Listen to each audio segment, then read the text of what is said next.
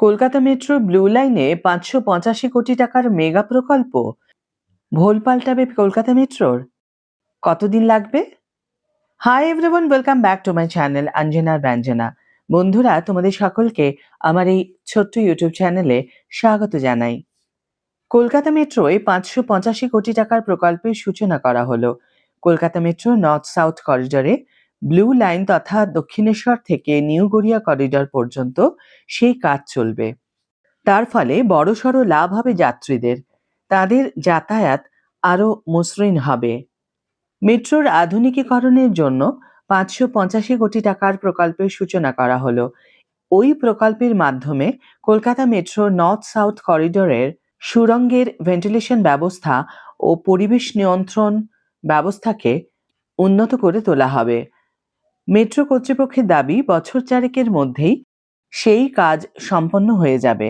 তার ফলে বছরে বিদ্যুতের বিল বাবদ ২১ কোটি টাকা বেঁচে যাবে। বছরে সংরক্ষণ করা যাবে ১৮ কোটি লিটার জল।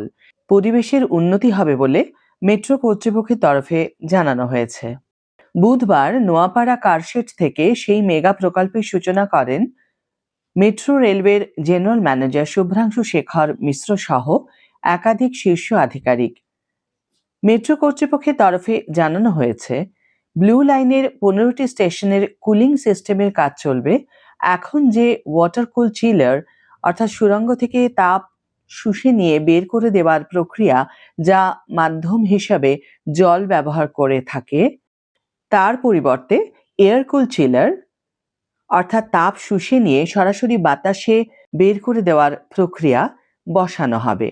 একইভাবে পাল্টে ফেলা হবে মেট্রোর বাইরে থাকা কুলিং টাওয়ারও। এখন প্রশ্ন হলো, এয়ার কুল চিলারের ফলে কি কি লাভ হবে?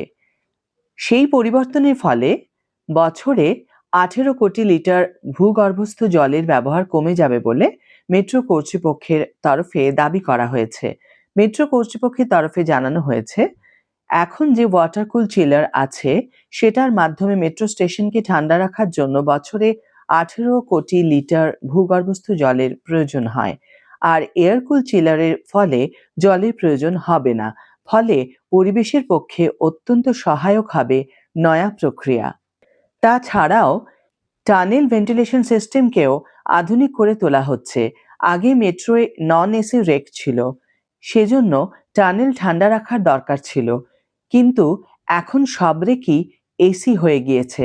সেই পরিস্থিতিতে নতুন করে ঢেলে সাজানো হবে ৪১ বছরের পুরনো টানেল ভেন্টিলেশন সিস্টেম। মেট্রো কর্তৃপক্ষের তরফে জানানো হয়েছে, নয়া সিস্টেমের ফলে অগ্নি নির্বাপন সংক্রান্ত সুরক্ষা বৃদ্ধি পাবে। বিদ্যুতের বিল বাবদ বছরে ২১ কোটি টাকা কম খরচ হবে। আর বছরে কার্বন নিঃসরণ ২৩,০০০ মেট্রিক টন কমে যাবে বলে মেট্রো কর্তৃপক্ষের তরফে জানানো হয়েছে। আজকের ভিডিও এখানেই শেষ করছি বন্ধুরা। ভিডিওটি যদি কার্যকর বলে মনে হয়ে থাকে তাহলে অবশ্যই একটি ছোট্ট করে লাইক দিও, শেয়ার করো বন্ধুদের সাথে, কমেন্ট করে জানিও তোমাদের মতামত। যারা এখনো আমার চ্যানেলটিকে সাবস্ক্রাইব করোনি তারা অবশ্যই চ্যানেলটিকে সাবস্ক্রাইব করে আমার পাশে থেকো। আর যারা অলরেডি সাবস্ক্রাইব করে দিয়েছো তাদের জন্য আমার অনেক ভালোবাসা এবং অনেক ধন্যবাদ। আজ তাহলে বিদায় বন্ধু, দেখা হবে পরের ভিডিওতে।